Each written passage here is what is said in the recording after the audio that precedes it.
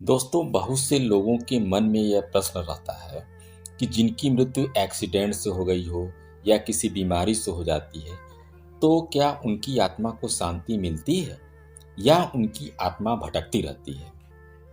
यानी कि जब वो आत्मा अचानक शरीर को छोड़ देती है, यानी कि उनकी अकाल मृत्यु हो जाती है, तो ऐसी आत्माओं को शांति मिलती है कि नहीं मिलती है। दोस्तों, आज हमारे वीडियो का टॉपिक यही है और बहुत से लोगों ने इस तरह के कमेंट किए हैं। तो दोस्तों, वीडियो को स्किप मत करिएगा और अंत तक बने रहिएगा। हम आपकी शंका का समाधान करने का प्रयास करेंगे। दोस्तों, आप सभी का हमारे चैनल पर एक बार फिर से स्वागत है और हम आशा करते हैं कि आप भी स्वस्थ और मस्त होंगे। तो चलिए शुरू करते। देखिए, किसी भी आत्मा की जो होती है अकाल मृत्यु नहीं होती है। क्यों? क्योंकि उस आत्मा को जितने समय के लिए इस धरती पर भेजा गया था, उसने उतना समय अपना यहाँ पूरा किया और फिर वह आत्मा चली गई। वह आत्मा अपना कर्म भोगने के लिए आई थी और आपको कर्मफल भोगाने आई थी। उसका जो भी कार्मिक अकाउंट आपके साथ बना था, उसने अपना कार्मिक अकाउंट पूरा किया और फिर वह आत्मा नए कार्मिक अकाउंट बनाने के लिए चली गई। दूसरी बात यह है कि ऐसी आत्माओं को शांति मिलती है कि नहीं। तो देखिए, पहले हम इसको समझते हैं कि इस संसार में जो है एक से एक बढ़ के तपस्वी और महापुरुष पैदा हुए और उनमें से कुछ जो है अल्प आयु में ही मर गए।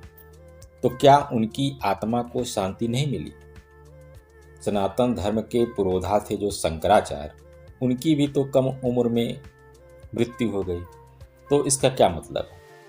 दूसरी ओर हम देखते हैं कि कोई ऐसा व्यक्ति है जो दुराचारी है, पापी है, वो उसकी मृत्यु बहुत आसानी से हो जाती है और पूरी उम्र तक जो है वो जीता भी है और जीवन भर उसने जो है गलत कार्य किया।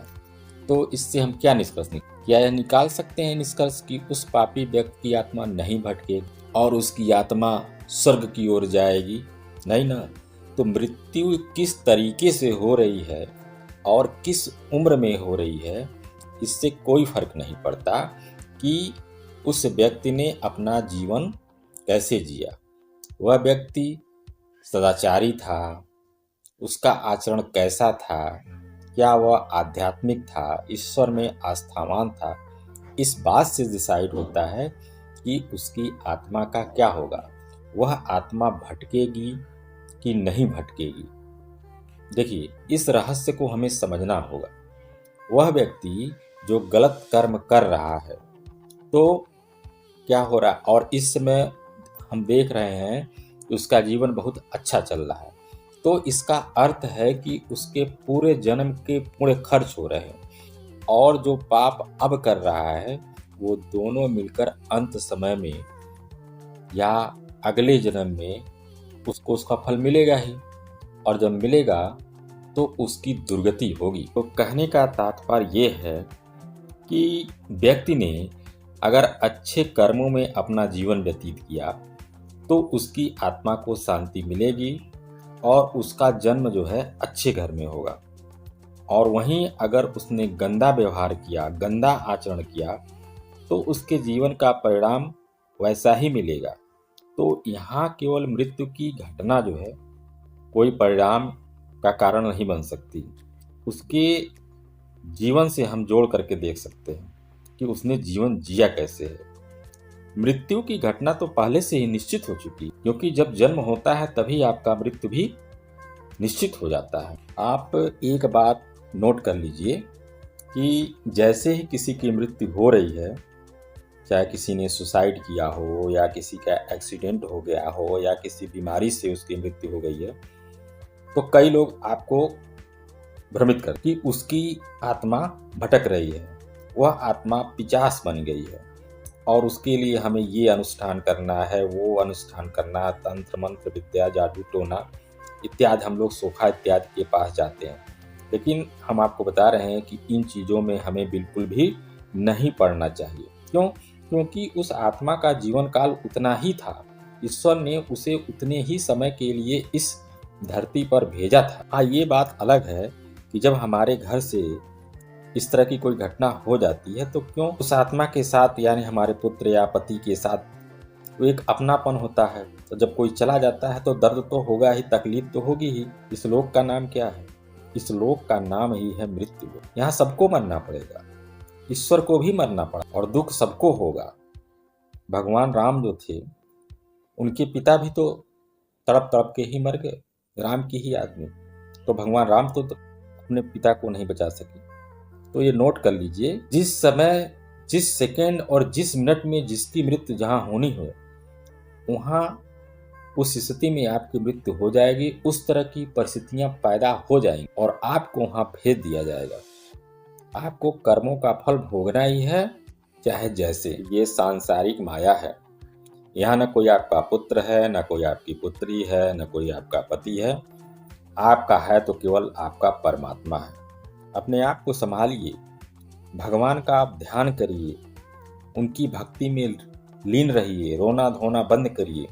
एक परमात्मा के सिवाय जिनको आज हम देख रहे हैं, ये हमारी पुत्री है, ये हमारे पुत्र हैं, ये पति हैं, ये पत्नी है, सबके अपने अपने कर्म हैं और सब अपने अपने कर्मों का फल भोगने के लिए आए हैं और अपना अपना कार्मिक अकाउंट मेंटेन करने के लिए आए। और ये जो संबंध है पिता पत्नी पुत्र, ये सब सृष्टि में इसी तरह से चलता आया है और चलता रहेगा और हम सब इस माया जाल में फंसे हुए हैं।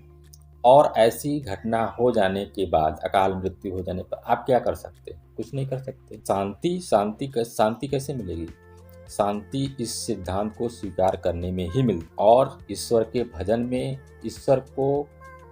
ईश्वर की शरण में जाने पर ही आपके दिलो दिमाग में शांति मिल सकती। तो कहने का अर्थ यही है कि कोई भी आत्मा किसी भी उम्र में मर जाए, उसकी आत्मा भटकती नहीं है। सब अपने अपने कर्म के अनुसार आते हैं और अपने अपने कर्म के अनुसार जाते हैं।